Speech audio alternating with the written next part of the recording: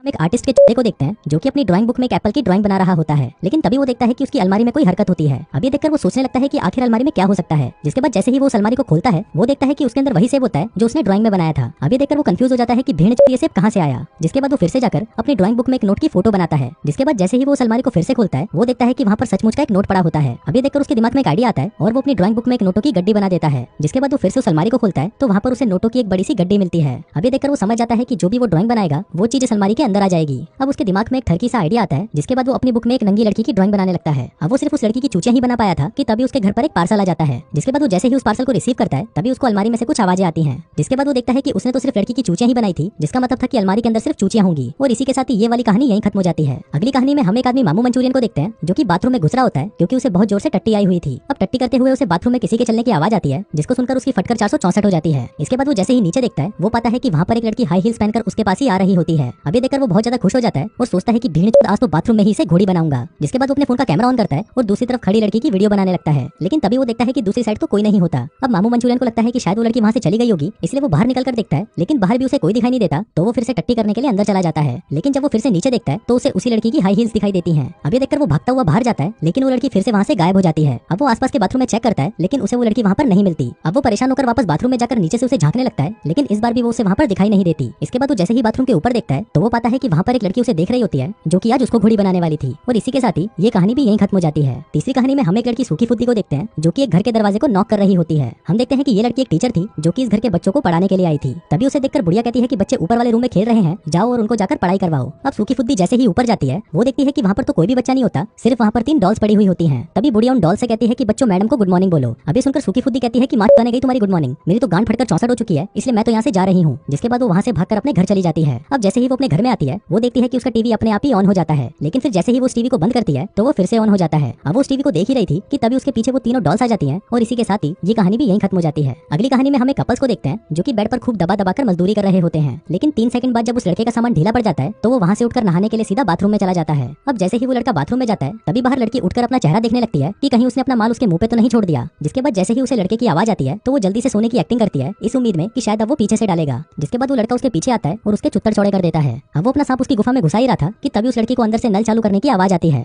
अभी सुनकर उस लड़की की फटकर 64 हो जाती है, क्योंकि अगर उसका बॉयफ्रेंड अभी भी बाथरूम में नहा रहा है तो ये भेड़ कौन है जिसने अपना सांप उसकी गुफा में घुसा रखा है। और इसी कंफ्यूजन के साथ ये कहानी भी यहीं खत्म हो जाती है। अगली कहानी में हम एक लड़के रमेश दल्ले को देखते हैं जो कि एक अपार्टमेंट से नीचे जाने के लिए लिफ्ट का बटन दबाता है, लेकिन तभी वहाँ पर वो एक आदमी को देखता है जो कि पता नहीं कौन सा माल फूंक कर वहाँ पर खड़ा हुआ था। जिसके बाद जैसे ही लिफ्ट खुलती है रमेश दल्ला लिफ्ट के अंदर चला जाता है, लेकिन वो गंजेड़ी आदमी वहीं बाहर खड़ा रहता है। अब रमेश लिफ्ट को बंद करके नीचे जाने लगता है, लेकिन तभी वो गंजेड़ी लिफ्ट का बटन दबाकर उसे फिर से ओपन कर देता है। जिसके बाद वो रमेश को देखकर चूतियों की तरह हंसने लगता है। अब रमेश दल्ला फिर से लिफ्ट बंद करता है, लेकिन ये गंजेड़ी लिफ्ट को फिर से खोल देता है। अब रमेश दल्ला फिर से लिफ्ट बंद करता है तो गंजेड़ी उस लिफ्ट को फिर खोल देता है। अब रमेश दल्ला गुस्सा हो जाता है और यहाँ पर हमको लगता है कि शायद ये उस आदमी को मारकर उसकी गांड तोड़ देगा, लेकिन ऐसा नहीं होता। रमेश दल्ला वहाँ से बाहर आता है और उसे कहता है कि भोसड़ी की अगर तुझे जल्दी जाना है तो तू ही पहले चला जा। जिसके बाद वो गंजेड़ी चुपचाप वहाँ से चला जाता है। अब रमेश दल्ला दूसरी लिफ्ट में आकर उसका बटन दबाता है। जिसके बाद जैसे ही वो लिफ्ट खुलती है रमेश देखता है कि उसमें से भी वही गंजेड़ी बाहर आता है और वो उसको देखकर मुस्कुरा रहा होता है। और इसी के साथ ही ये कहानी भी यहीं खत्म हो जाती है। अब अगली कहानी में हम एक लड़की मीना मरवाले को देखते हैं जो कि एक सेब की फोटो खींच रही होती है। फिर फोटो खींचने के बाद वो सेब को उठाकर खा जाती है। जिसके बाद वो जैसे ही अपनी खींची हुई फोटो को देखती है वो पाती है कि वो फोटो बिल्कुल उसके खाए हुए सेब वाली है। अब ये देखकर उसे काफी अजीब लगता है। जिसके बाद वो एक घड़ी के पास जाकर उसकी फोटो क्लिक करती है, लेकिन फिर जैसे ही वो फोटो बाहर आती है वो देखती है कि उसके अंदर टाइम आगे बढ़ चुका होता है। अब ये देखकर वो सोचती है कि भीड़ चोद ये तो मस्त है यार। जिसके बाद जब वो अपने घर पर रखे हुए गमले की फोटो खींचती है तो वो देखती है कि उस फोटो के अंदर तो गमला ही गायब हो जाता है। अब ये देखकर वो सोचती है कि 5 मिनट के अंदर ये गमला कहाँ जा सकता है। जिसके बाद वो दूर जाकर उस गमले की फोटो क्लिक करने लगती है। अब इससे पहले कि वो उस फोटो को देखती तभी उसके घर की घंटी बजती है। अब वो दरवाजा खोलने ही जा रही थी कि तभी वो फोटो के अंदर देखती है कि कोई अनजान आदमी उसे वही गमले से मार रहा होता है। अब ये देखकर वो लड़की उस दरवाजे को खोलती है या नहीं ये तो मुझे नहीं पता, पर ये कहानी तो यहीं खत्म हो जाती है। फिर अगली कहानी में हम एक निब्बा और निब्बी को देखते हैं जो कि आपस में झगड़ रहे होते हैं। दरअसल निब्बे ने उसे अपना मुंह में लेने को बोला था, पर निब्बी ने उसे मना कर दिया था। अब निब्बा उसे मनाने की बहुत कोशिश करता है, पर निब्बी उसे गुस्सा होकर वहाँ से चली जाती है। निब्बा फिर से उसके पास आकर उसे मनाने लगता है, पर निब्बी तो निब्बी ही होती है और वो उसकी कोई भी बात नहीं सुनती। तभी निब्बा सामने पड़ा हुआ टैडी देखता है और वो उसे निब्बी को खुश करने की कोशिश करता है, पर तभी निब्बी उस टैडी को पकड़कर चींटी काटती है। लेकिन फिर वो देखती है कि इसका दर्द उस निब्बे को होने लगता है और वो जोर से चिल्लाने लगता है। अब वो निब्बी उसे और जोर से चींटी काटती है, जिससे निब्बा दर्द के मारे तड़पने लगता है। अब ये देखकर वो लड़की मान जाती है और कहती है कि मैं तुम्हारा मुंह में लेने के लिए तैयार हूँ, लेकिन पहले तुम जाकर नहा कर आओ। अब ये निब्बा भागता हुआ बाथरूम में जाता है, लेकिन तभी वो महसूस करता है कि उसकी बॉडी में बहुत पेन हो रहा है। अब अपनी बॉडी पर लगे घावों को देखकर वो समझ जाता है कि उस डॉल के अंदर उसकी जान है। जिसके बाद वो जैसे ही बाहर जाता है तो वो देखता है कि निब्बी उस डॉल की आंखों के अंदर कैंची घुसाने की तैयारी कर रही होती है। और इसी खतरनाक एंडिंग के साथ ही ये कहानी भी यहीं खत्म हो जाती है। अगली कहानी में हम एक लड़की को देखते हैं जो कि अभी अभी इस घर के अंदर शिफ्ट हुई है और वो वहाँ पर अपना सामान रख रही होती है। इसी दौरान उसे वहाँ पर एक फोटो मिलती है जहाँ पर एक आदमी किसी चूते की तरह खड़ा होता है और वो फोटो भी इसी घर की होती है। अब वो लड़की उस फोटो को लेकर चारों तरफ घूमने लगती है कि आखिर ये फोटो किस दीवार की तरफ ली गई है। अब फाइनली फाइनली उसे वो दीवार मिल जाती है, जिसके बाद पहले वो उस फोटो को देखती है और फिर उस दीवार को, पहले उस फोटो को देखती है और फिर उस दीवार को, लेकिन फिर तीसरी बार जब वो उस दीवार को देखती है तभी वहाँ पर वही आदमी आ जाता है और उसे वहीं पटक कर घोड़ी बना देता है। और इसी के साथ ही ये कहानी भी यहीं खत्म हो जाती है। अगली कहानी में हम एक मेड को देखते हैं जो कि एक घर की साफ सफाई कर रही होती है। तभी वहाँ पर उसका मालिक चुतरचंद आता है और उसे कहता है कि आज रात मैं बिल्लू भाई के कोठे पर जा रहा हूँ और मुझे आने में देरी हो जाएगी, इसलिए तुम अपना काम खत्म करके घर चली जाना। अब मेड अपना काम कर ही रही थी कि तभी उसकी नजर एक सुंदर से नेकलेस पर पड़ती है और वो उस नेकलेस को पहनकर शीशे के सामने खड़ी हो जाती है। अब वो खुद को निहार ही रही थी कि तभी उसे बाथरूम में से कुछ आवाजें आने लगती है। वो बाथरूम में जाती है और पाती है कि वो आवाजें उस सिंक में से आ रही थी। फिर वो कान लगाकर जैसे ही उस आवाज को सुनने के लिए नीचे झुकती है तो उसमें से एक आवाज आती है